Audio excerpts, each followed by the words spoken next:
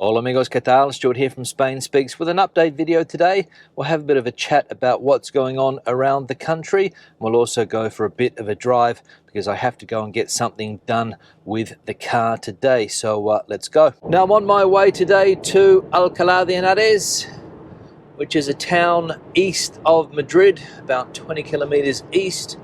I'm 20 kilometers southeast. Alcalá de Henares, 20 kilometers east. It's a fairly historical city, the birthplace of Cervantes, the Spanish equivalent of Shakespeare. So that is where we are off to today. Now I'm not going to the historical part of the city. I'm going to a Subaru dealer because I received a letter from the traffic department telling me that the car has some type of fault. So I have to go and get that fixed today. I'm having a bit of bad luck with cars at the moment. I had a flat tire the other day, which was a bit of an inconvenience and not easy to get fixed, and it ended up costing me a fair bit of cash. I thought it was just going to be a simple puncture, 15-20 euro repair, but it ended up costing me 250 euros because my tire had been slashed with a knife. So not good there. And they were fairly new tires as well. I put them on last year or maybe in 2020, can't remember exactly when I put them on, and somebody decided that it was a good idea to stab my tire with a little knife, and there were 5 little incisions in the tire, and the guy told me that not a good idea to change one tire, so I had to change 2, and that's what I did 250 euros later. So a bit of a problem with tires and cars this week, unfortunately, but anyway, it is what it is. The traffic as per usual heavy. So what's going on at the moment? Well, Mr. Sanchez, Spain's Prime Minister, has changed his idea on giving arms or weapons directly to Ukraine. And I'll use the word Ukraine. Somebody picked me up for saying the Ukraine in the comment section. Sorry about that. Sanchez has backflipped, and obviously international pressure got to him. As we saw yesterday, Spain and Hungary, the only 2 countries that weren't sending weapons directly to Ukraine.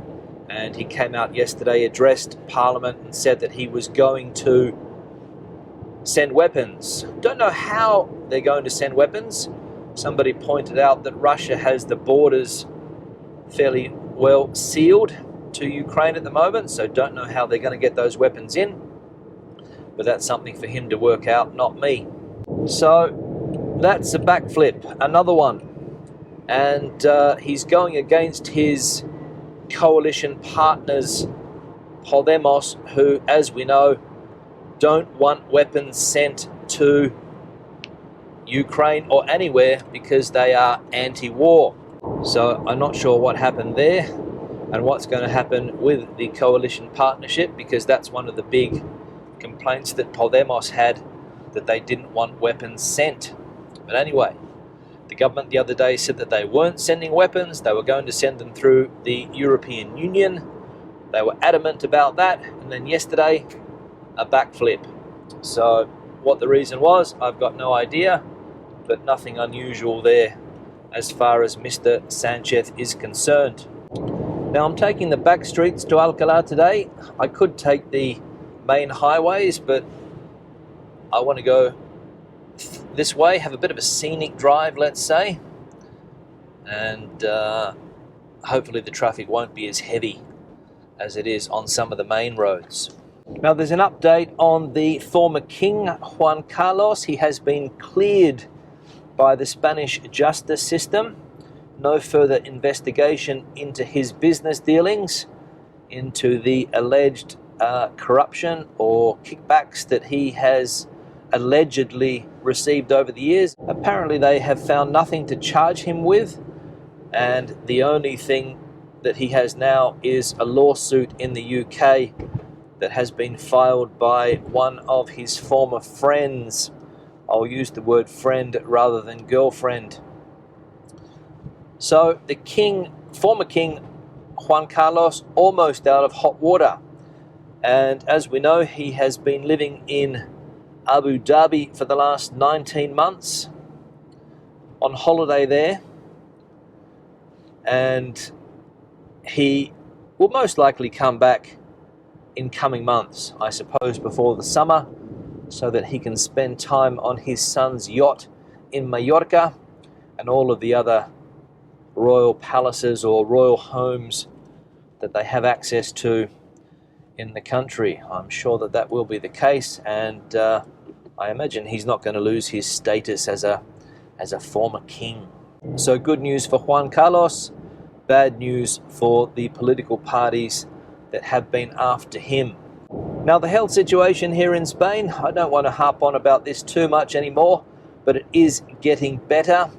And the health minister came out yesterday and said that they're only going to publish health data once or twice a week. I think they're going to publish vaccination status once a week and the health situation in the autonomous communities twice a week. So that's gone from a daily update to a twice weekly update. So if we read into that, we can probably see that the pandemic is behind us now, and we can move on with our lives again, and we can get back doing all of those things that we used to do before without the shadow of the pandemic over us. Hopefully that is the case.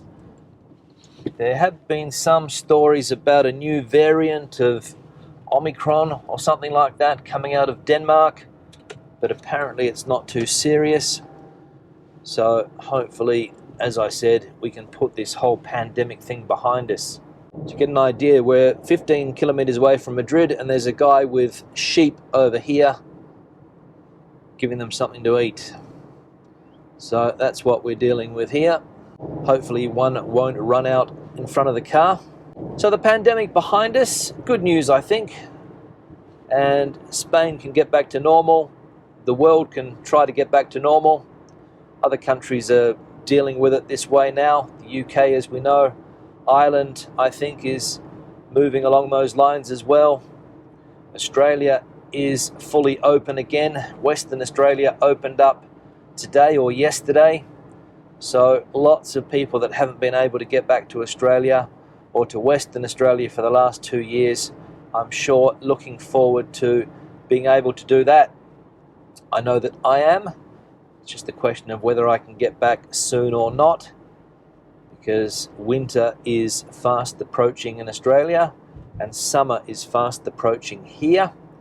And I know where I would rather be in July. But I think I owe it to my family to visit with my son, considering the fact that I haven't seen him for a couple of years. So we'll see how we go there. And the final thing I'm going to talk about today is the British fugitive that was caught in Catalonia by the civil guard, the Guardia Civil. Apparently she was out walking the dogs, as she no doubt has been doing for the last amount of years that she has been in this country. Got a tap on the shoulder.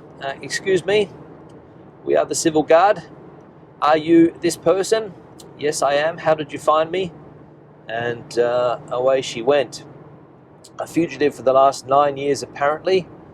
She was involved in a case in the UK, was sentenced to, I can't remember how many years prison, I think it was 13 years prison or something like that, for some type of money laundering or some type of scam where they were buying phones outside the UK, mobile telephones, for cheap prices and then selling them in the UK and not paying VAT. And I think it was something like a £1 billion racket or something like that. So a huge amount of money not paid, and those money laundering charges. And she fled the UK, came down to Spain. Don't know how long she had been in Spain. Apparently British police realised that she had contacts with this country, and they put the civil guard on alert, and they found her the other day, apparently after 9 years on the run.